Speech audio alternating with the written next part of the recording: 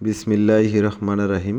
শুরু করছি মহান আল্লাহর নামে, যিনি অত্যন্ত দয়ালু এবং মেহেরবান। ভাতিজার দেশে ফেরার হৃদয়স্পর্শী মুহূর্ত। আজকের দিনটি আমাদের পরিবারের জন্য এক বিশেষ দিন। আমি এই মুহূর্তে হজরত শাহজালাল আন্তর্জাতিক বিমানবন্দরে আছি, কারণ আমার ভাতিজা, যিনি 1 বছর আগে লিবিয়া পাড়ি জমিয়েছিলেন, নানা প্রতিকূলতার কারণে দেশে ফিরে যাচ্ছেন। বিদেশে যাওয়ার স্বপ্ন অনেকেরই থাকে, কিন্তু বাস্তবতা সবসময় স্বপ্নের মতো সুন্দর হয় না। লিবিয়ার পরিস্থিতি বিশেষভাবে কঠিন। সেখানে মাফিয়াদের আধিপত্য, নিরাপত্তাহীনতা এবং প্রতিনিয়ত ভয়, এসবের মধ্যে বসবাস করা চরম কষ্টকর।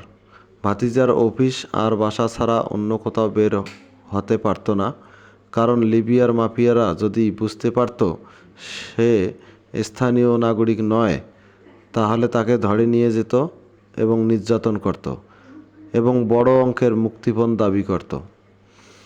শুধু নিরাপত্তার সমস্যায় নয়, ভাতিজার শারীরিক অবস্থাও ভালো ছিল না।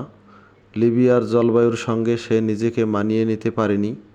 সব দিক বিবেচনা করে অবশেষে সে সিদ্ধান্ত নেয় দেশে ফেরার। আল্লাহর রহমতে আজ সে নিরাপদে আমাদের মাঝে ফিরে এসেছে। আমি তাকে 1 নম্বর টার্মিনালে রিসিভ করেছি। তাকে সুস্থ ও নিরাপদ দেখে পরিবারের সবাই স্বস্তি পেয়েছে। এখন তাকে নিয়ে বাসায় রওনা দিয়েছি। পরিবারের সবার সেই পুরনো আনন্দ ফিরবে ইনশাআল্লাহ।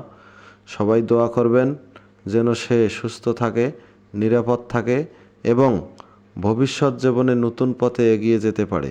আলহামদুলিল্লাহ, আজকের দিনটি আমাদের জন্য এক বিশাল স্বস্তির দিন। আল্লাহ হাফেজ, সবাই ভালো থাকবেন।